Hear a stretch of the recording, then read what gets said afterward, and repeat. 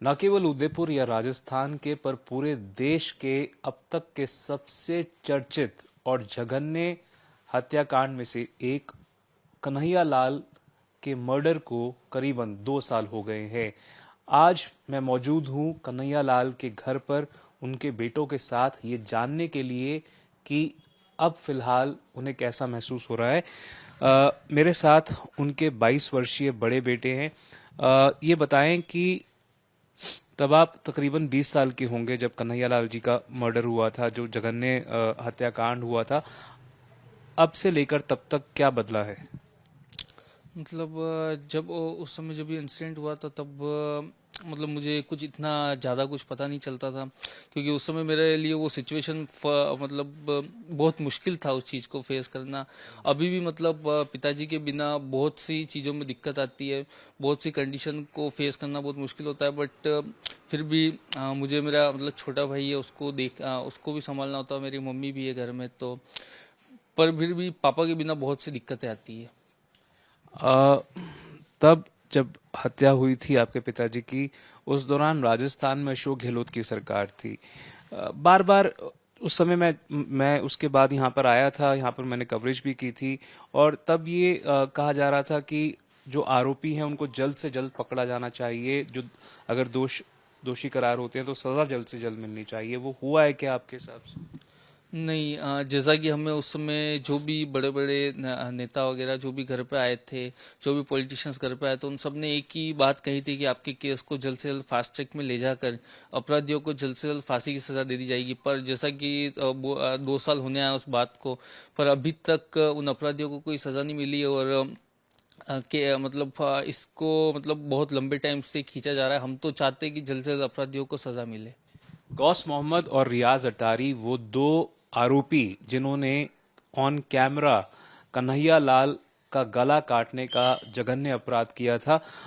उनके बड़े बेटे के अलावा उनके छोटे बेटे भी यहाँ पर मौजूद हैं। वो उस समय 18 साल के थे और आज की तारीख में दोनों बेटे उनके सरकारी नौकरी में हैं। पर आप मुझे कह रहे थे कि आप खुश नहीं हैं, आप चाहते हैं कि आप सिविल सर्विसेज की तैयारी करें, उस बारे में बताएं। हाँ हाँ, मतलब यही है कि मैं इस जॉब के साथ ही आगे एग्ज़ाम की प्रिपरेशन करके सिविल सर्विसेज में जाना चाहूँगा।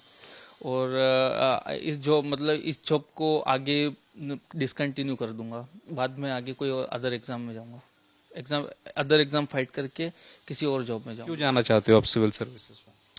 ताकि मतलब आगे इस चीज़ की मिसाल बने। और मैं कुछ अपने जुडिशरी में भी कुछ चेंजेस ला सकूं, जिससे अपराधियों को जल्द से जल्द सजा मिले।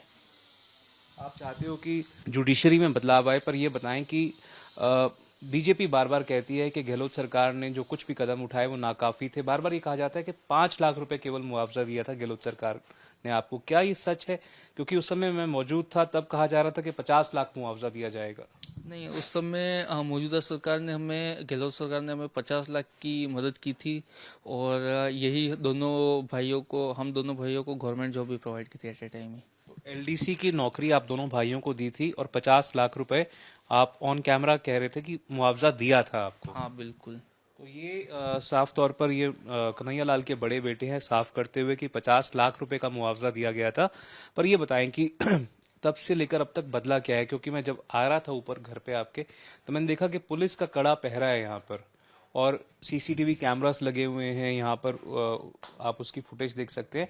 तो क्या एक तरह से सुरक्षा का घेरा जो है वो उसकी वजह से एक असामान्य जिंदगी जीने पर मजबूर हो गए हैं आप लोग, आपका परिवार? देखिए, जैसा कि मेरे पिताजी थे, जिस समय वो जो जिंदगी थी वो मतलब वो अब नहीं रही है। बहुत सी चीजें चेंज हो चुकी है।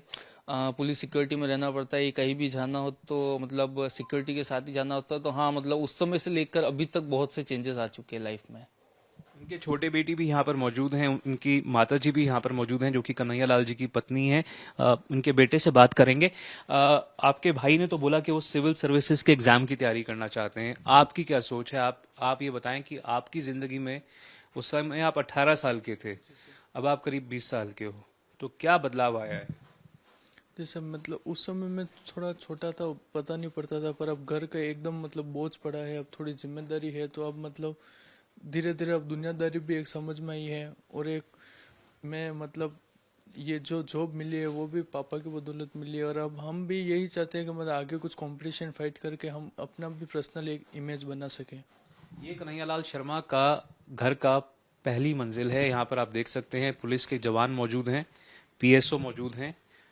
ग्राउंड फ्लोर पर अलग से पुलिस के जवान मौजूद हैं। 4+1 की टीम्स जो हैं वो दिन में और रात में यहाँ पर ऑपरेट करती हैं। उनकी माताजी भी दोनों भाइयों की माताजी भी यहाँ पर मौजूद है, उनसे बात करेंगे। आपको लगता है क्या कि इंसाफ जो परिवार मांग कर रहा था उस तरफ चीजें बढ़ रही हैं, या आपको लगता है कि न्याय नहीं मिला अभी तक? न्याय तो अभी तक कहाँ मिला। हम तो जल्द से जल्द यही चाह रहे कि हमको न्याय जल्दी से जल्दी दिलाने की कोशिश करो। न्याय किस किस को आप मानती हैं? क्या होगा आपके हिसाब से कि तब आप मानेंगी कि न्याय हुआ है? अगर हमारे लिए तो ऐसा ही लग रहा है, जो इसके पापा के साथ हुआ उनके साथ ही वो वही करना जरूरी है। आज मेरे साथ हुआ, कल और किसी के साथ होगा, वो मैं नहीं चाह रही हूँ। आप चाहती हैं कि जो अगर दोषी करार होते हैं तो उनके साथ वही होना चाहिए जो आपके पति के साथ? हाँ, उनके साथ हुआ वैसा वैसा उनके साथ ही होना जरूरी।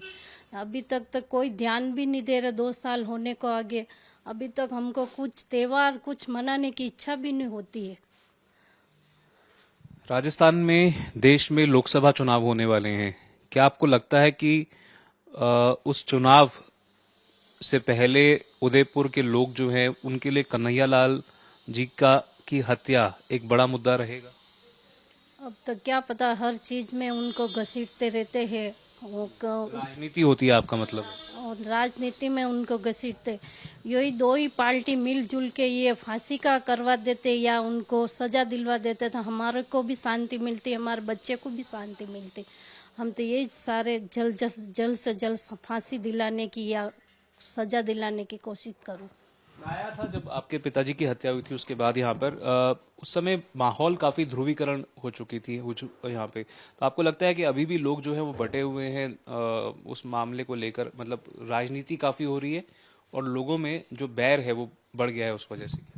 नहीं, पहले जब पापा का ये इंसिडेंट हुआ था तब लोग बाग बहुत आक्रोशित हुए थे, पर अब उस बात को भी 2 साल होना है। अब वो गुस्सा शांत हुआ है क्या? अब लोग बाग धीरे धीरे मतलब ठंडे हो गए हैं। पहले जब पापा का इंसिडेंट हुआ था तो उधर मालदा सीट साइड पूरा धंधा भी ठप हो गया था, बिल्कुल कुछ काम बजाम भी नहीं चल रहा, लोग बाग जाने से डरते थे। पर आजकल धीरे धीरे अब नॉर्मल हो गया, अब इतना कुछ ध्यान नहीं देता है लोग बाग। आपकी माताजी ने कहा कि दोनों पार्टियां जो हैं अगर वो मिलकर सजा दिलवा देती तो शांति मिलती आप लोगों को। पॉलिटिक्स हो रही है, क्या आने वाले समय में आपको लगता है कि आपको आपके जैसे युवा इंसान को पॉलिटिक्स में आना चाहिए ताकि जो पॉलिटिक्स की दशा है उसमें सुधार आ सके? मतलब अगर आगे इस चीज़ को अगर सुधारने के लिए अगर मुझे मौका मिलेगा तो ज़रूर मैं चाहूँगा कि मैं उस चीज़ को आगे बढ़ाऊँ और पॉलिटिक्स भी ज्वाइन करूँ। लोकसभा का चुनाव होने वाला है राजस्थान में, देश में। क्या आपको लगता है कि उदयपुर की अगर बात करें तो यहाँ पर कन्हैयालाल जी की जिस तरह से हत्या हुई, वो जो तमाम मुद्दे हैं उनमें से एक, क्योंकि आपका भी मानना है कि इंसाफ नहीं मिला, अभी तक न्याय नहीं मिला, तो आपको लगता है कि वो एक मुद्दा रहेगा क्या? हाँ बिल्कुल, जैसे कि विधानसभा चुनाव की समय भी मतलब इस चीज़ को बहुत दोनों पार्टियों की तरफ से बहुत भुनाया गया था इस केस को, और मैंने उस समय भी यही चीज़ बोली थी कि मेरे पिताजी के केस को एक पॉलिटिकल मुद्दा न बनाए और इसको एक केस की तरह लेते हुए जल्द से जल्द अपराधियों को सजा दिलाए। क्योंकि मुझे ऐसा लगता है, मेरा एंगल ये है कि अगर इस केस से राजनीति जुड़ती है तो इस केस में और भी डिले हो सकता है और भी लेट हो सकता है। आपने कहा कि आपके पिताजी की हत्या के मुद्दे को भुनाया गया था, तो आपको लगता है कि आप लोगों को मोहरे की तरह इस्तेमाल किया जा रहा था पॉलिटिकल पार्टीज के जरिए? मतलब ये सब चीजें मैंने भी मीडिया से ही सुनी है कि आपके केस को भुनाया जा रहा है, मतलब ये चीजें सब सामने आ रही है। हाँ, तो उस समय मुझे लगा था, बट मेरे इंटरव्यू देने के बाद उसके बाद कोई ऐसा इंटरव्यू नहीं सामने आया है किसी भी तरफ से। और अभी भी इसमें लोकसभा चुनाव में भी मैं यही कहना चाहूंगा कि मेरे पिताजी को एक राजनीतिक मुद्दा न बनाए और अपराधियों को जल्द से जल्द सजा दिलाने पर ही फोकस किया जाए। बार बार ये कहा जाता है कि आप लोगों को जो मॉनेटरी कंपनसेशन है, कोई 2 करोड़ की फिगर कहता है, कोई 3 करोड़ की फिगर कहता है, कोई कहता है कि आप दोनों को नौकरियां मिल गई हैं, पर क्या लगता है कि ये पैमाना नहीं हो सकता इंसाफ की अगर बात की जा रही है तो, न्याय की अगर बात की जा रही है? एक मतलब पैसा वगैरह कोई भी चीज कभी भी एक इंसान की कमी कभी नहीं पूरा कर सकता।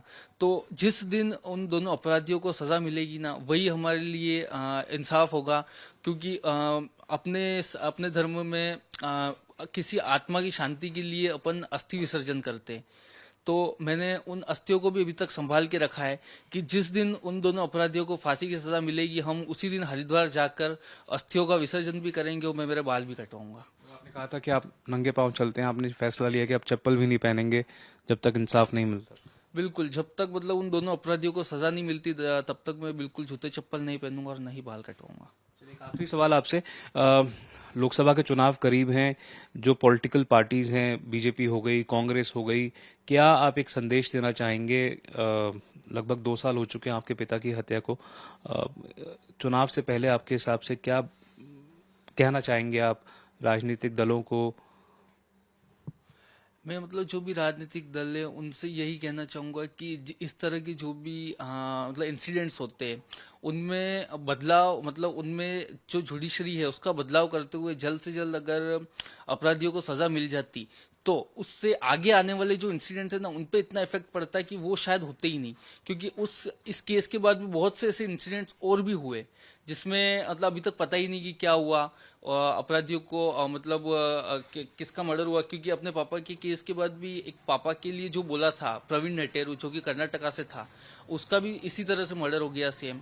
अगर उस समय कोई सख्त एक्शन होता और अपराधियों को सजा डिक्लेयर हो जाती तो मे बी कि मतलब वो इंसिडेंट नहीं होता। आपका क्या कहना है? क्या आप जो राजनीतिक दल हैं उनको कहना चाहेंगे लोकसभा चुनाव से पहले? सर मैं यूँ बोलना चाहूँगा कि मतलब मैं पापा के मतलब अभी विधानसभा के चुनाव हुए तो उसमें भी मैं पापा के मुद्दे को उठा के उन्होंने मतलब राजस्थान में मतलब मैंने टोटल जितना भी सुना मतलब पापा के मुद्दे को ही उछाला था। और अभी भी मैं यही चाहता हूँ कि अभी फिर से मैं पापा को मतलब इतनी नज़र नहीं डालनी चाहिए, बस जल्द से जल्द उन दोनों को सज़ा मिलनी चाहिए। जून का महीना था, 2022 का साल था और कन्हैया लाल की हत्या को लेकर न केवल ये परिवार पर आप उदयपुर के अगर किसी भी कोने में चले जाते तो एक गम का माहौल था। और आज करीबन 2 साल बीत जाने के बावजूद जैसे कि उनके बड़े बेटे ने कहा कि किसी भी प्रकार का मुआवजा एक व्यक्ति की कमी को पूरा नहीं कर सकता है, वही कमी इस घर में साफ तौर पर महसूस की जा सकती है। कैमरा पर्सन निखिल शर्मा और सतीश शर्मा के साथ देवंकुर वधावन, उदयपुर आज तक।